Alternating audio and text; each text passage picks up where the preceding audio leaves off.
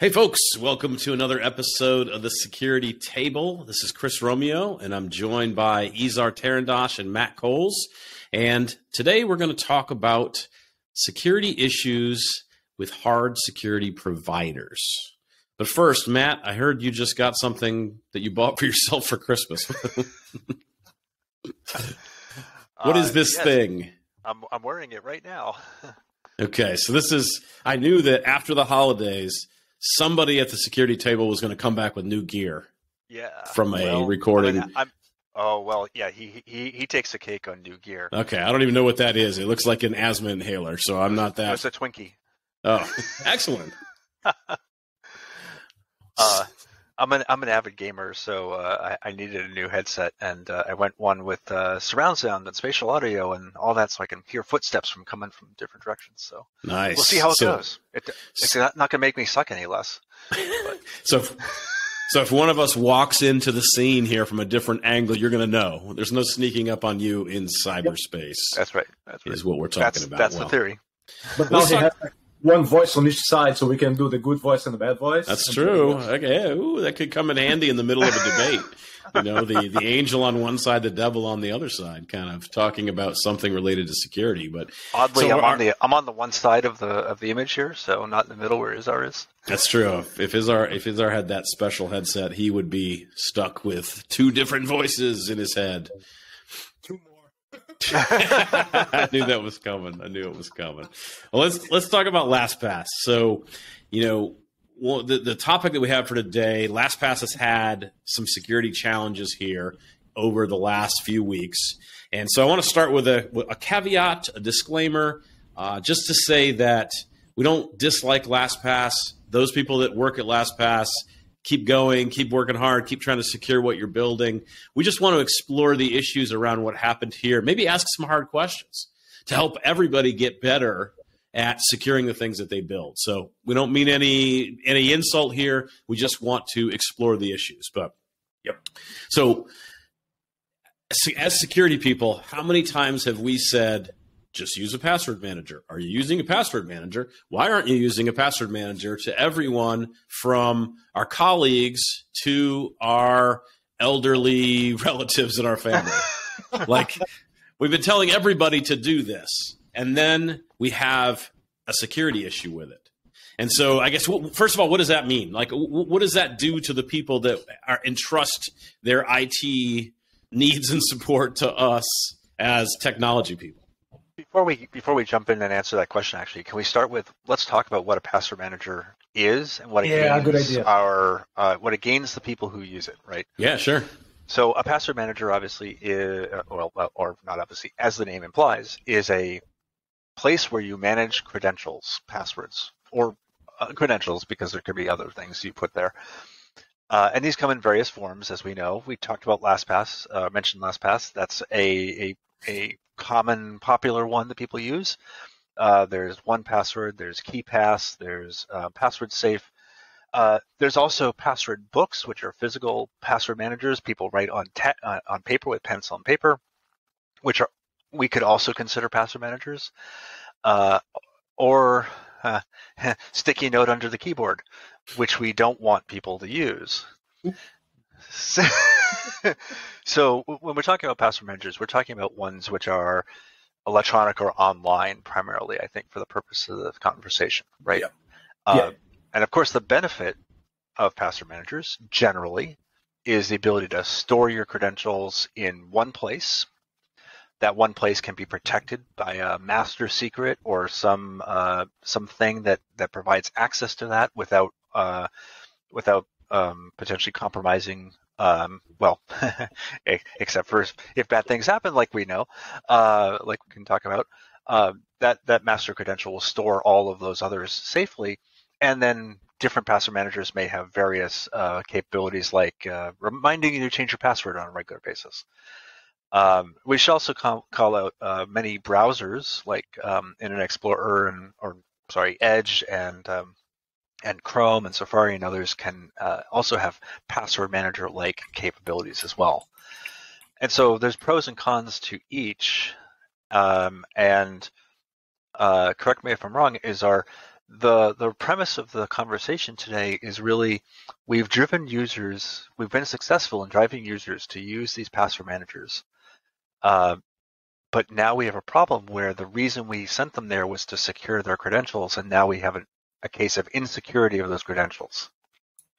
So I think that's a starting point, right? Because the way that I was looking at it, we have a bunch of questions here that we probably want to ask ourselves and the market in general. There is the side that as security people, security infrastructure or security teams or something like that, we have been giving people not only the password manager orientation, but a bunch of other tools that we say, hey, use this and you're going to be more secure. And I don't think that we quite have an answer for what happens when one of these blows in our faces. So that's one thing that I would like to look at. Then there's the other one of tools and systems with more of a security value. And apparently they are expected to make the same claims of application security of anything else. So my question is, should we look at these things differently and require from them more? And if so, how can we do that? What would be a good mechanism to say, hey, you are, what's the name of the, electricity and water? You are a utility? Yeah. You're a utility, so you have to stand by a higher standard. So those are basically two avenues that I would like to explore with you guys today. Okay. So should we talk about, shall we bring up Lastpass here and talk about what happened to Lastpass that sort of prompted this conversation? Yeah. So in my view, and I probably don't have all the facts, but from what I have read, so Lastpass apparently suffered a breach somewhere around August last year. And they came out and said, everything's fine, nothing got accessed, and all is good. But apparently, as part of that breach, some credentials went out, and they later were used to actually go into the storage of the vaults, the encrypted material from the customers, exfil all that, and later Lastpass comes forward and says, well, you know what, we looked at it again, and yeah, everything is out there. But it's okay because we don't have the master password, so they didn't get breached, they didn't get exfilled, and everybody with a good master password is okay. Okay. So we have a technical failure and an operational failure and bad PR practices. Or incident response. Incident response, right, is the process that drives what we go to the market and what we go to the comms with as far as the current status of an incident. And here's what we know right now, and here's the caveats that go with it. So it's an incident response play. But wait, there's more. There always is. Why not? So apparently, when the vaults were exfilled, it got figured out. No, basically, other people knew already from some time ago that not the whole vault is encrypted. The passwords, yeah, they are. But, for example, URLs are not. And IPs of where you have connected to Lastpass are not. So I'm looking here for, unfortunately, I closed the window among my 150. There was one security researcher who, years and years ago, went over some of these issues, talked to Lastpass, and apparently, even though they said, yeah, we fixed stuff, not everything got fixed.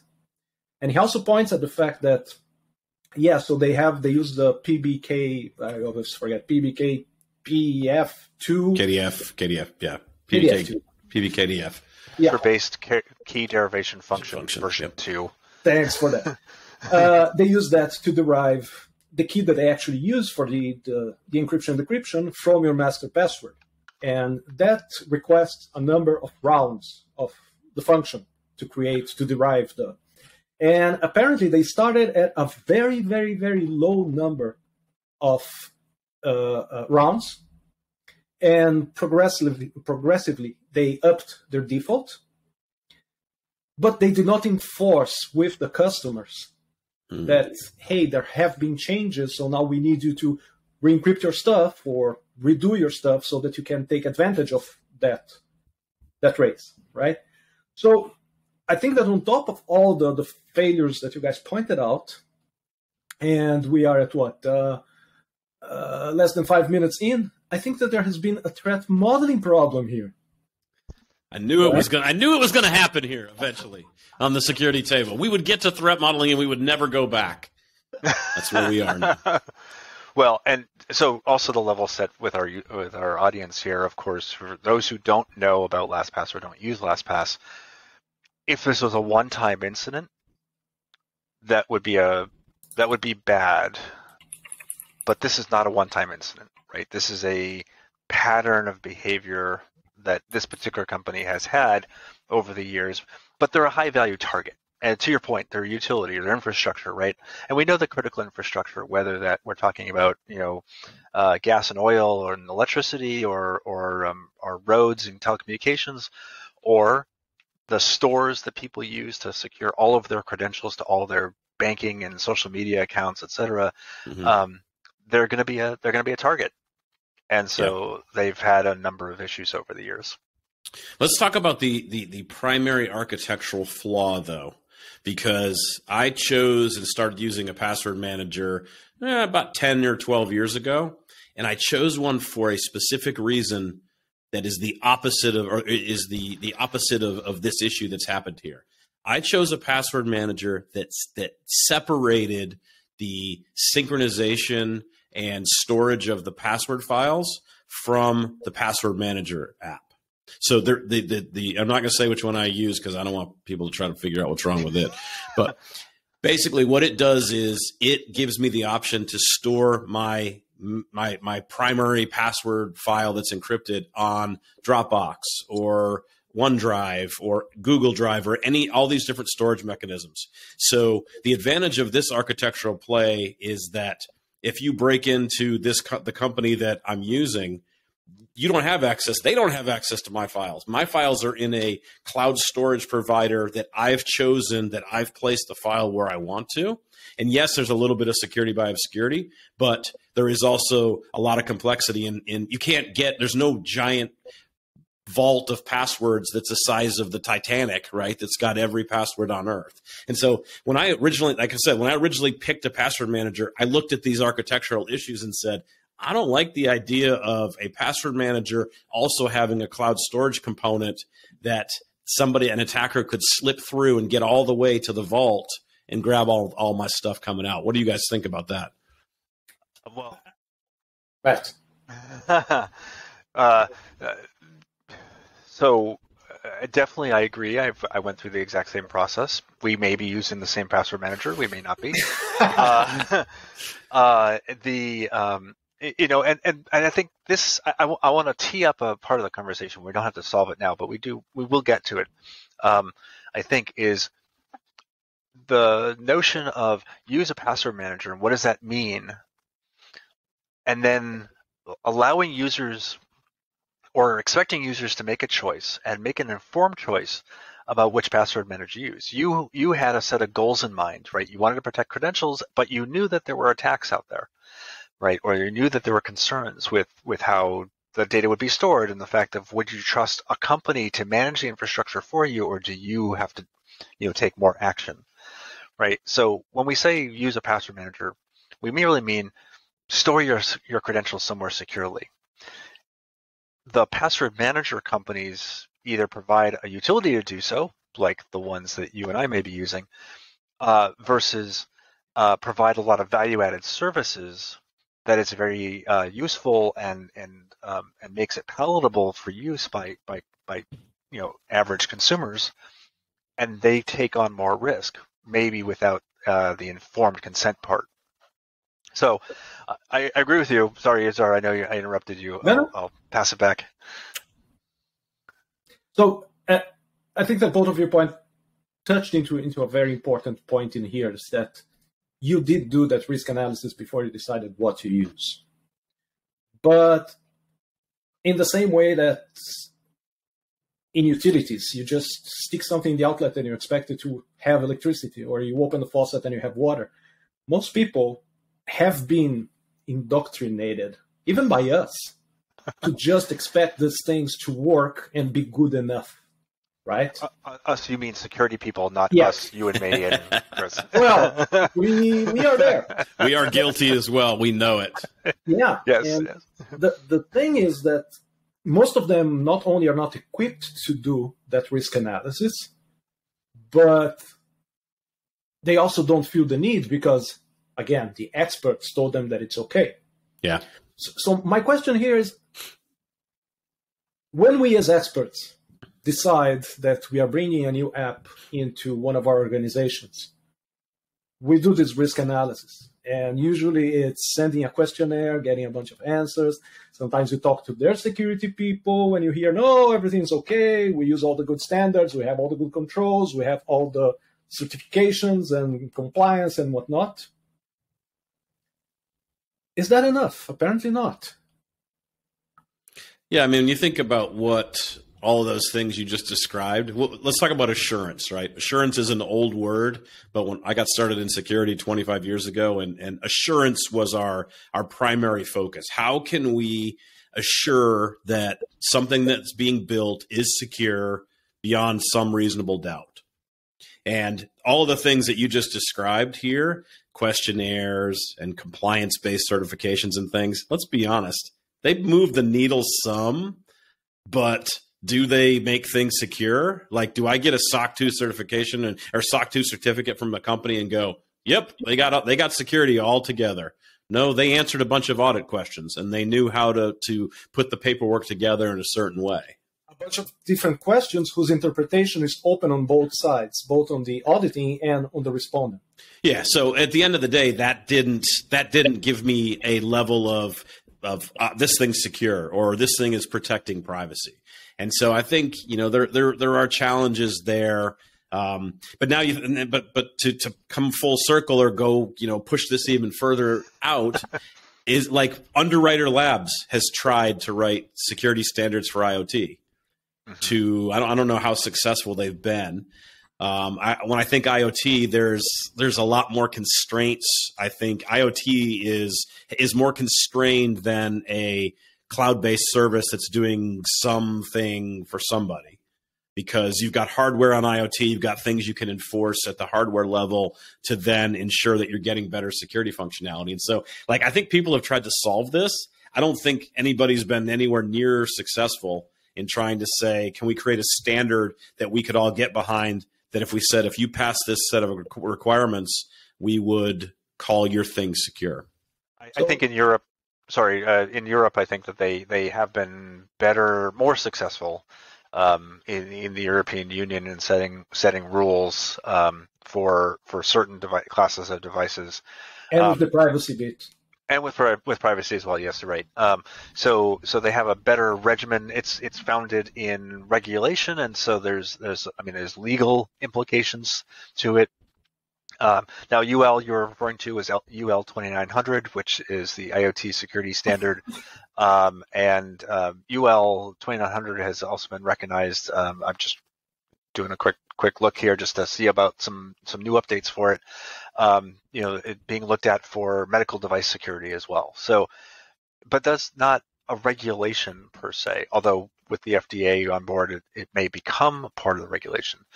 But it's hard because there's a matter of who do you trust to deliver good standards, and of course we rely on folks like NIST, which ultimately ties to ISO, right, as the international standards body. And then what does that if you comply, if you meet the requirements, how resistant really are you to attack? That's a hard problem to solve. And then what reason do vendors have to actually implement those things? Yeah. If they're not going to get sued for not doing so. Let's put more in the mix. So, disclaimer: not a lawyer. Don't play it on TV. Not a lawyer. But there is a thing going on in Massachusetts. There's a class action in the making against Lastpass. And from what I read and I cite, the class action lawsuit is demanding the court force Lastpass to apply better security practices in addition to paying affected consumers damages. So, we are going to get 3 months free of credit reporting. Excellent. Needed. Necessary. Awesome. Let's stack on top of the last 3 months and the last 3 months and the last 3 months. But what is this thing about demanding the courts to force Lastpass to apply better security practices? Are we about to have court-mandated application security? It would be great for our careers, but who the heck is going to be able to? How are they going to know how to make something more secure? So, should we start teaching application security in law school first? Yes, I think so. Yes, we might have to. We already have patent law, and to be honest, I know some lawyers that work in some companies that are great application security professionals, and they use that every day. But is that going to become a thing? Well, so we already have now precedent for for instance, in the U.S., we have the U.S. Cybersecurity Executive Order, right, from the Office of the President, indicating that federal agencies and contractors who work with who sell to the federal government need to implement security in a measurable, in a defined, measurable, and provable way. Well, not just repeatable, but provable, more importantly, fashion. And they set out the guidelines for doing so, right? And obviously that ties back to NIST and FIPS and others who are going to be generating the actual rules you have to follow. But that's the reason for doing those things. And if the courts follow that model, in other words, what defines reasonable, what defines secure, point to the executive order or NIST requirements or whatever, then it may be okay. I'll say. What has the executive order done for us so far? Nothing, because it's all about rulemaking so far, right? Yeah, one of the things that I can say, I've been on this earth for a number of years, and I can never look and say, hey, the government is here to solve my problem. I think there's a real attempt there, though.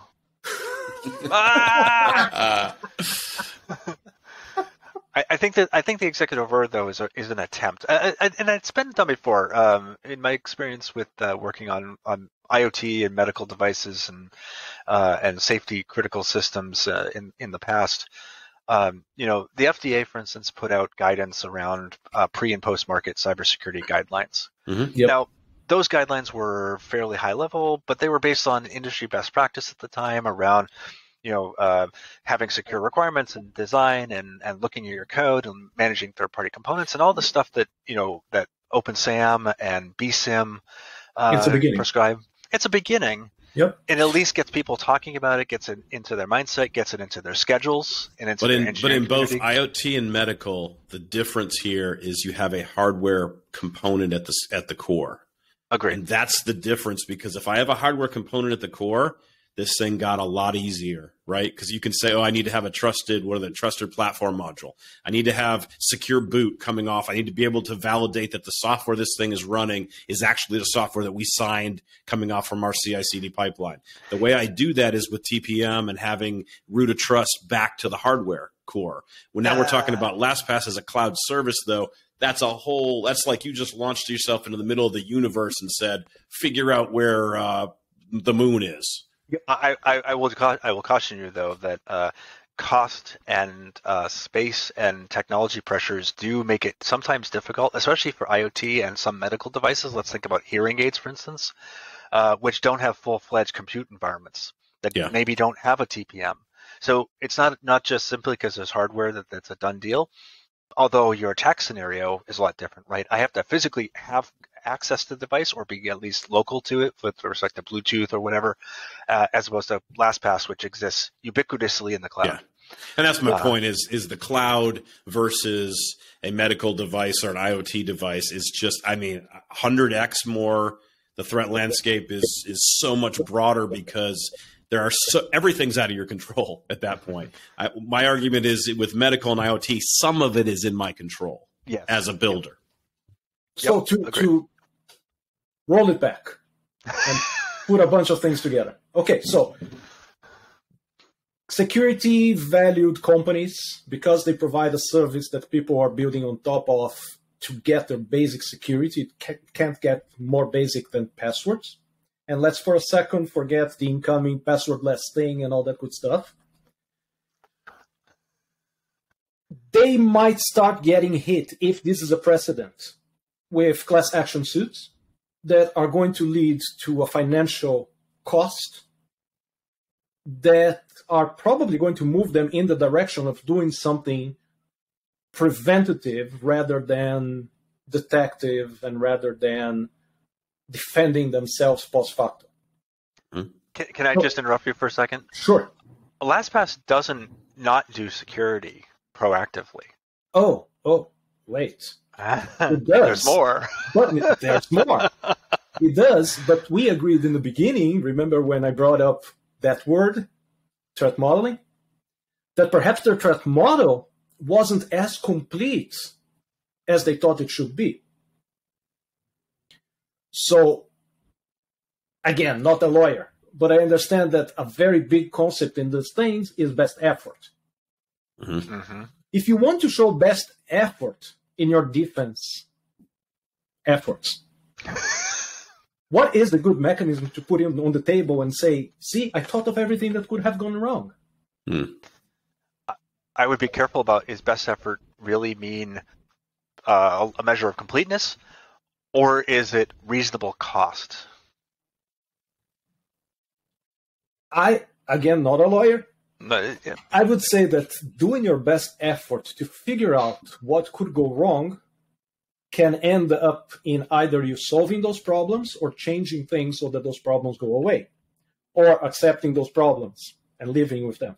Yeah, why does the court's not going to care about what the cost is at the end of the day? The thing is that while we can't put in front of every single customer or every single security team out there the things that we do for security for various reasons, the one thing that we can't put in front of them is, this is my threat model. Yeah. These are the things that I took into consideration when I was designing this service or this product. Yeah, and just to kind of refocus the conversation on LastPass just for a second, like regardless of lawsuits or government proclamations, I think the market's going to dictate what happens here. I think the customer base, like I'd love to know, I'm sure these numbers aren't public, but I'd love to know how many people canceled their service as a result of this, because this isn't a data breach, right? Data breach, like we're so numb to that in this day and age. Like, oh, wait, I got a new credit card in the mail. Oh, I must have been in a data breach. Woo! But this is different. Like I feel like the consumer is getting this information and should be, some percentage of them have got to be going, I'm not staying here anymore. Like y'all crossed a boundary and I'm not coming back. And that's exactly the utility aspect of it, right? So I know that I don't know if actually mine, but I know that many water facilities, they put fluoride in the water. Mm-hmm. There was some thought in there that it was a good way to go over the problem of cavities, right? So they do the proactive thing and went there. Busted analogy, but I want to know that the people who are defending my passwords actually took all possible measures to, if the thing gets in the clear, then not only the passwords, but all the metadata that goes with it is protected. Yeah, but in this case, in your analogy here, I don't have two water suppliers for my house. I can't choose supplier A or supplier B to provide water to my house. I have one option. With LastPass, I have a market. There's a market that's been made, and I can speak with my checkbook. I don't know if people don't speak with their checkbook anymore. That's such an old analogy. But I can speak with my dollars and say, I'm going to move to a different utility provider because this one has failed me. So I heard of this guy that uses a password manager where the actual vault is stored in a separate cloud thing that they control. His name is Matt. And so the point is, I don't have another water facility, but you know what? If I put a barrel out there and start collecting water and whatnot, or if I drill by myself, I always have that option. Right? True, you could get away. Your analogies all break down with electricity deregulation, right? You have electricity provider choices, you have cable provider choices, right? So, or I can have a hamster in the wheel generating whatever I need, right? But the point is that, extreme as they are, there are options. My problem with waiting for the market to give an answer to it is that we are giving everybody the first screw up free. Doesn't matter what the size of the screw up is. I think there's two things to consider, and there's sort of divergent threads, so I want to be careful to put this. So, on the notion of I want to understand, or as you called that, I want to understand that all concerns have been addressed or have been included in the threat model, as an example. There is a way to solve that, and that's been solved in medical and automotive systems for, I'll go on a limb and say decades, with the environments and the regulated environments in which they do analysis, engineering analysis, where they do risk analysis. And they do risk analysis. Here's a set of risks. They're documented. They document the threats, they document the harms, they document all the possible scenarios, and all that engineering work is done and documented, right, as part of an engineering process. At least that's what's supposed to be done, right? So for safety, especially for safety systems and critical infrastructure, and if you're building a nuclear power plant or a rocket ship or a city, you're going to be doing this hazard analysis, right, as part of your work. And there are risk assessment frameworks that exist that from NIST and other places that go through this level of effort. But it's a level of effort that has a definitive cost, both in terms of engineering time as well as time to market, which makes this a problem. Which leads into the other aspect of the first breach is free, as you described. So there's the cost to market or time to market issue of going through that due diligence, which means you potentially miss things because if you don't make it to market, people aren't going to be using your stuff. But also, the choices that consumers make is based on, at best, incomplete information or uninformed information.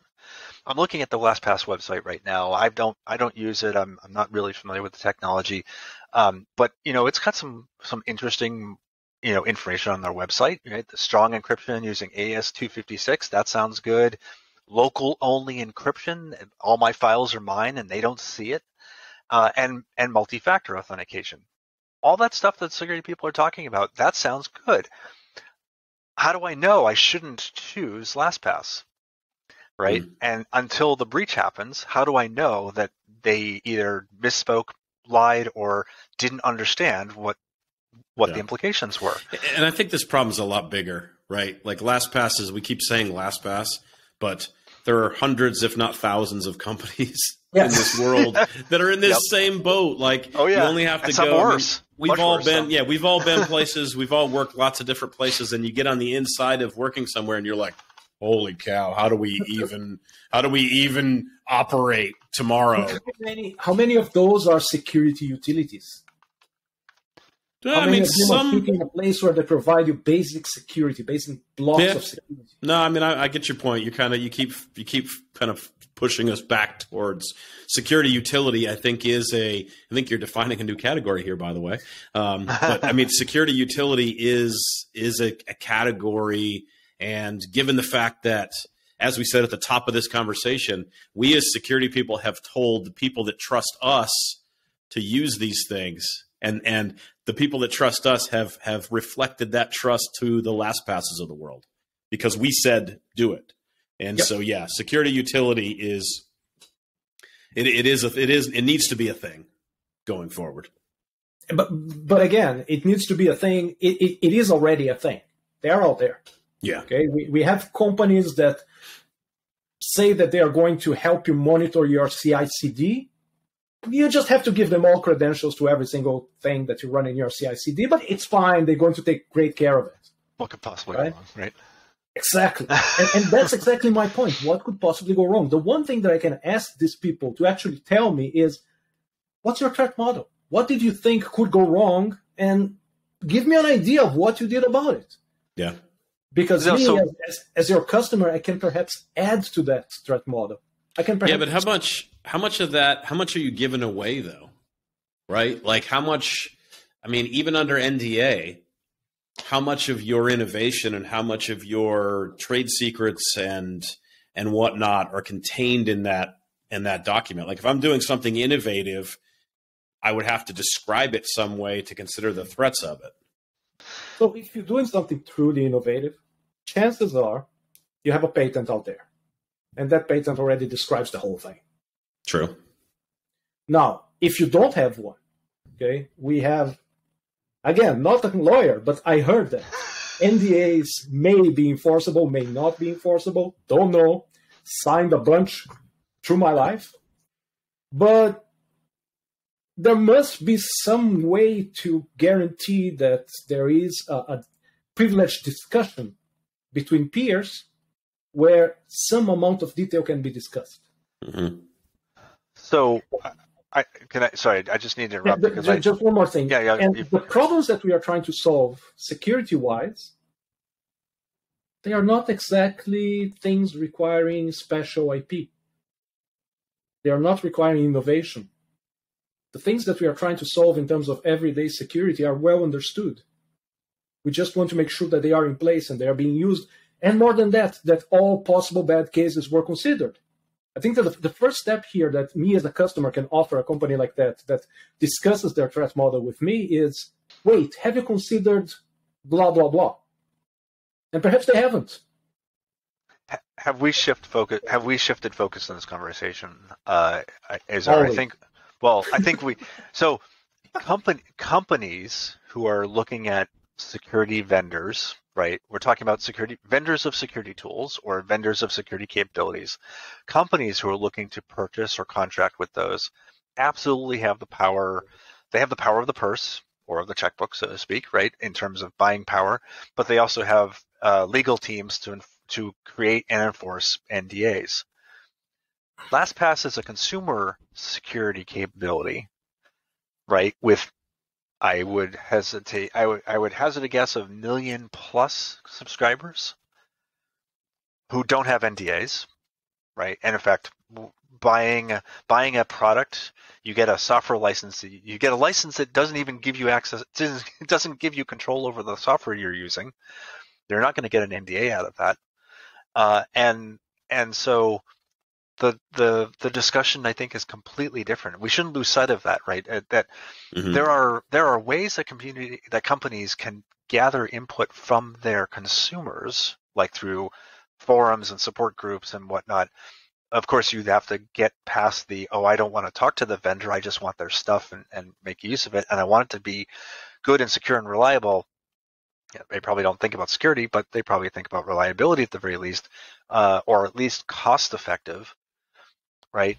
And so we're not talking about the businesses buying capabilities. We're talking about consumers buying capabilities. And that's really the big challenge comes in. Hate as I must, there are instances where government has stepped in and advocated in the name of the customer. Right. We have the BBB, we have the all kinds of different organizations as well that while they're not governmental, they're quasi-governmental, and people do take them seriously. Hell, even Consumer Report. FTC. Right? FTC would be the government agency you're talking about.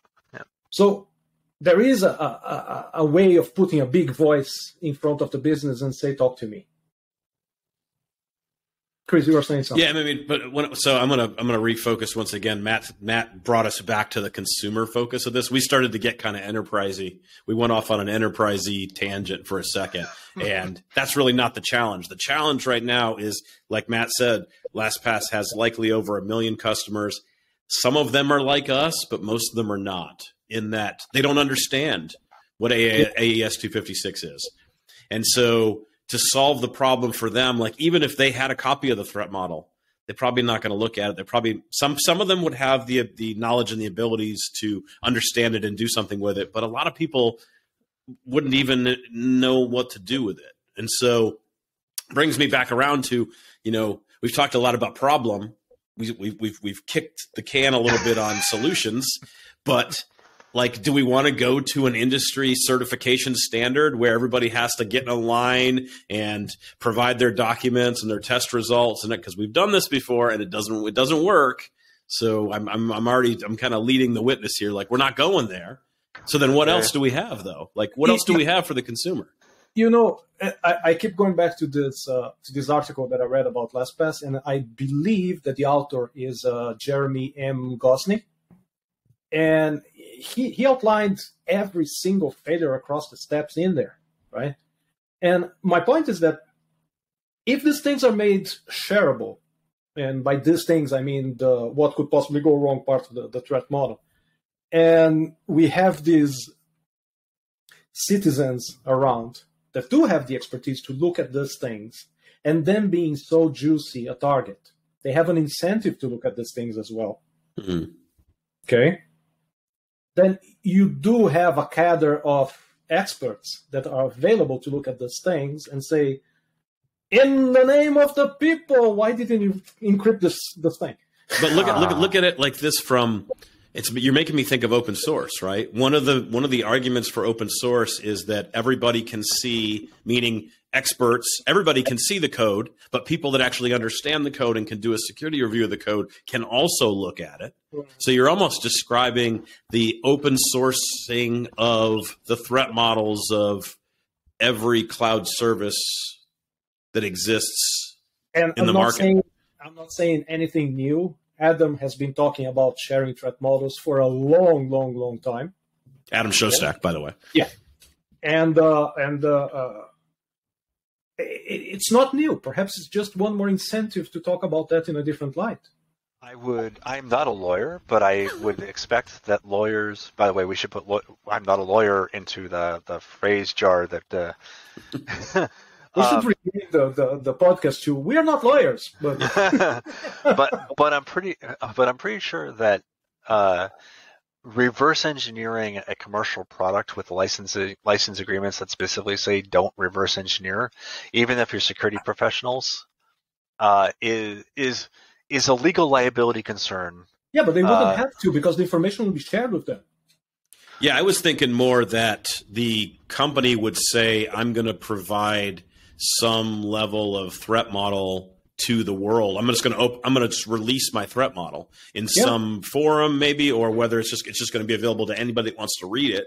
And then people like us that geek out about reading threat models would look at them and we could, and there would just be a mechanism for some level of review versus what we have today, which is nothing.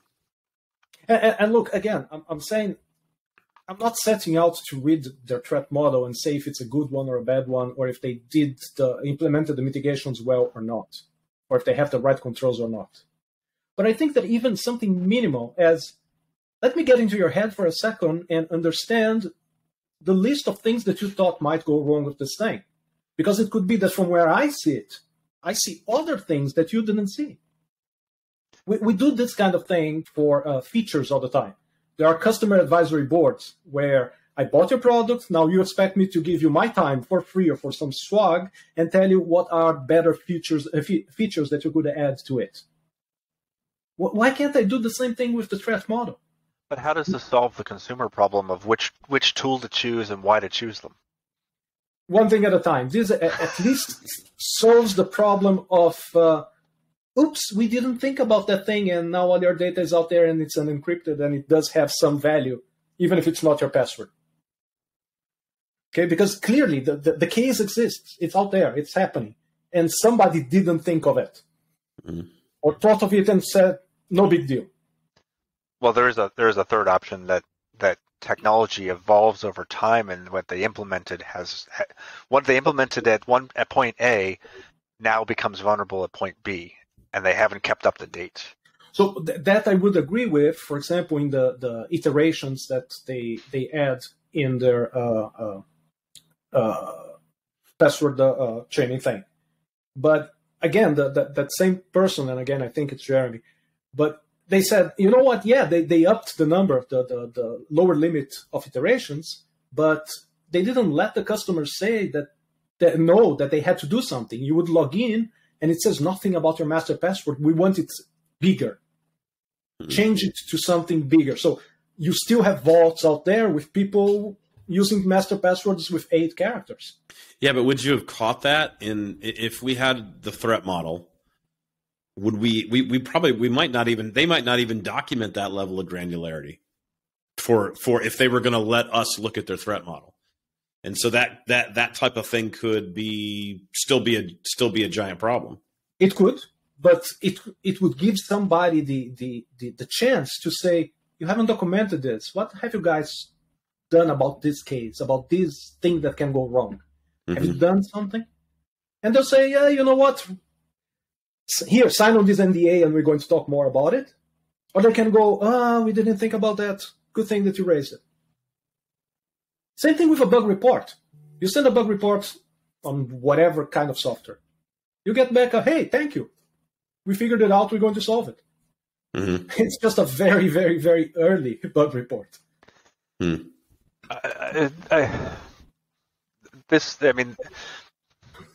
The problem I have with this still is that again, let's assume they have 1 million subscribers. How much do you expect their support teams or their vulnerability response teams, because this is security related, so it doesn't get flagged as such? Does somebody post on Twitter?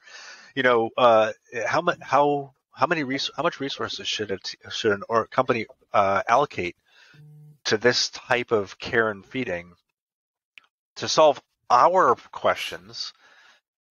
Not necessarily it's their problem. Direct effort.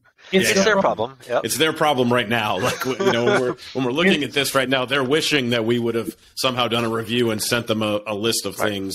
Of course, it's always easier to see that after the dawn, right? Yeah. Yeah. So, I think what you called out though is it isn't just that they evolved the technology to deal with a threat. So they identified a threat. They actually understood a threat. They went and made a change, but then failed to communicate that appropriately to consumers who don't understand what the change means. Mm-hmm. Right? So action required and a big pop-up or whatever. So there's a UX problem there, right? There's a customer training, there's a UX, there's all these other things that are not strictly security related. No, the UX is how the problem shows up. The security problem is in not recognizing that, yes, you upped that limit, but you haven't finished doing what you did because you have to re-encrypt all that stuff. I'm going to come back around to this is a free market problem. I mean, we've spent a lot of time kind of thinking through this and whatnot, but when I think about what's the reality of this actually happening? I think it's a free market. I think the market is going to drive. If either Lastpass is going to get their security house in order, or they're going to have more security breaches, which is going to continue to erode confidence, and then people are going to finally walk away from them and say, this is a product that I can't use. I would love the things we're talking about to be part of the culture of software and software as a service and all these things. But I don't see this as being a reality. I'll predict that somewhere there will be a open source project that does basically what LastPass does, that does go free open.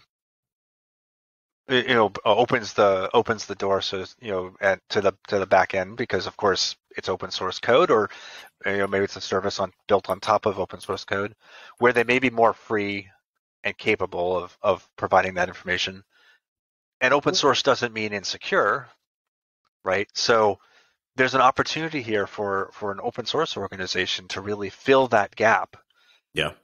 Now the question is, would a collection of uninformed consumers take advantage of that? That's the free market part. Just to make sure that there are already open source password managers out there that operate on the model like LastPass does. with a cloud enabled component? That give you the capacity to do at least what you guys listed in the beginning of the episode. But again, it goes to, okay, so for everything that becomes a security utility, we are going to wait until somebody wakes up in the morning and writes the open source version of it so that we can feel secure?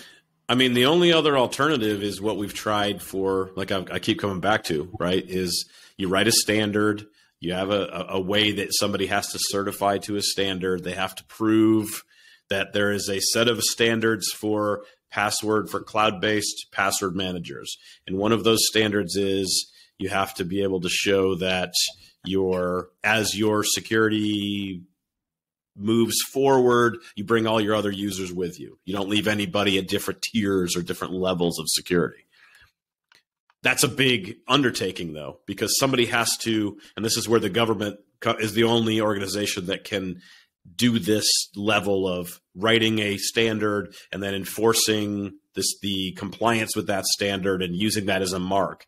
You know, underwriting labs, once again, coming back around to them. If you look on your hair dryer, I mean, you guys probably have hair dryers and need to, dry your hair at different times. There's a UL stamp on the bottom of that because the UL has tested that product that you won't grab onto it and it won't just spontaneously combust and burn your arm off. Again. Right? Again. But that came at a price, and regulation stifles innovation. So yes, I have a hair dryer. When's the last time I had an innovation in my hair dryer? I don't know. I can't think of one in my lifetime. I mean, there was Cool and Hot when I was a kid, but there's also a safety standard there that it won't burn my arm off. Like I am 100% sure that if I go turn the hair dryer on upstairs, it's not going to burn my arm off because UL has a set of standards for electrical stuff, and I don't even know what goes on. I just know that I can trust that mark. We don't have that in security. Well, go ahead, Azar. Yeah, speaking of standards, wouldn't it be cool if we had a standard for changing passwords so that people who have 400 plus passwords in the password manager, and all they have to move away from that thing because things happen, they have a way to script the way that they change the passwords and don't have to go to 400 sites and do it? Damn it. That's innovation. That's free market innovation right there. Somebody build it. Yeah. If only somebody had a centralized credential manager or a centralized identity service, right? Everyone needs to use Active Directory. No, I'm kidding. And we shouldn't take names here, but anyway. So speaking of standards, actually, and UL, I just was looking, and there's an ISO IEC standard 18013-5, a standard for electronic credentials. And so this is something that the UL has been pushing as well. So I don't know what the timeline is, how far along it is. It doesn't have a date on it. So, but it may be something along that lines. The right standards for the right things don't stifle innovation. They support and create a framework for being innovative, right? Yeah. You set a common baseline. You get a certain set of expectations and a certain set of understandings out of the way, and then you get consistency in offerings in the ways where you need them to be, like not blowing up your house when you turn on your hairdryer. But then innovation can come from other places like look and feel and cost and other features. Right. I mean, so, I'm gonna disagree with you though, in that standards become a race to the bottom. Right? You get a standard, and then you have this is what I have to comply with, and then I comply with that, and then markets tend to fall. Like hair dryers, there's not a lot of different. Like you go to Amazon, there's some price deviation. It's not a lot because there's just not a lot of innovation, and so I believe and will argue strongly that that standards will limit innovation. Yeah, we can have that debate at another time. We can talk about HTTP if you want, and what standards has done for us there or not done for us there. But anyway, yeah, perhaps. But I think the challenges of innovation that you're talking about there come in other ways. Manufacturing locations and cost of goods and other things that we're not really talking about today, right? We're talking about. Yeah, I mean, you think about like where did Lastpass come from? LastPass was a startup at one point who wouldn't have been able to comply with a standard. And if they had stopped and started complying with a race to the bottom standard, then I'm sure there are some. I don't use LastPass, so I don't know all. I'm sure they have some cool functionality though, so that we as security people would look at and go, "Oh, that's kind of cool." But if they had that standard, they would have focused on the standard as their first. If that becomes the barrier to selling to the market, that's the key. If you have to have the standard compliance, then as an innovative startup, I can't come up with the coolest way to do it, but I don't meet the standard. Oh, well, we can't buy it because it doesn't have the stamp on the bottom that says it won't burn my house down. Yeah. But we can digress. We're getting off on that. I think we got to wrap this. We got to bring this thing to a conclusion now around the security table. And so, Izar, give us your kind of final thoughts on this. Oh God, everything's a mess. Everything is burning. Let's close and start from the beginning again. I wish I had something smarter to say, but right now it's just looking at the problem and imagining smaller pieces of solution that we can piece together and bring the situation to a better place. The first thing that I would really, really, really like is for developers, and again, I'm dropping this on the developer, for them to understand that they do have a security responsibility, and that they have to do something about that. And for security people on both sides of the equation, both those providing services and those acquiring services, to understand that they have to keep asking what could go wrong and what have you done about it. Mm-hmm. And educating the customer, even with the knowledge that when we educate people, sometimes that thing can go and bounce back on us. So yes, you know what? We're not infallible, and people who write and design software are not infallible, and things will continue happening. And we can only strive to lower the chances of those things and the impact of those things happening again and again and again, to the point where we become numb to it, as Chris said. Mm-hmm. Matt, what are your final thoughts? I think I have two final thoughts. One around the consumer. Keep in mind the thought process we talked about at the very beginning of the episode about how Chris and I chose password managers. Yeah.